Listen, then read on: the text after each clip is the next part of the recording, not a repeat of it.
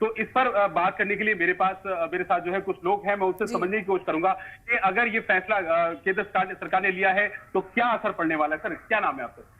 हाशमी।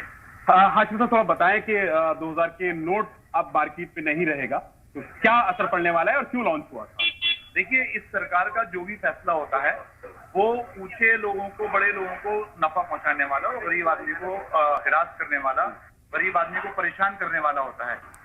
इस भारत सरकार का सबसे मतलब जब से आजादी से लेकर अब तक जो सबसे बड़ा घोटाला अगर कोई हुआ है तो वो 8 नवंबर 2016 को नोटबंदी के रूप में हुआ था, और वो भी पूंजीपतियों को नफा पहुंचाने की बात थी, तमाम पॉलिटिकल पार्टीज को ढेर करने की बात थी।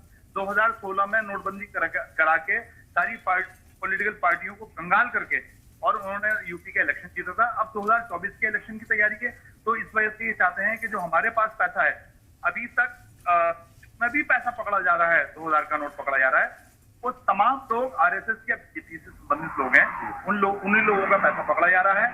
और अब उन्होंने ये प्रोग्राम निकाला है कि बाकी तमाम लोगों से पैसे ले लो, 2000 के नोट निकलवा लो, ताकि हम 2024 के इलेक्शन आसानी से जीत सकें। बिल्कुल, देखिए इरम, बात करें। आप बताइए, 2000 का नोट है आपके पास? हाँ है, दो नोट तो आज भी हमको दिया है एक आदमी। दिखाइए, कहाँ है? अभी नहीं है, मतलब दो नोट मिला है आज हमें। मिला है? तो 2000 का नोट बंद हो गया? नहीं, बंद क्या हुआ है? हाँ, क्या हुआ?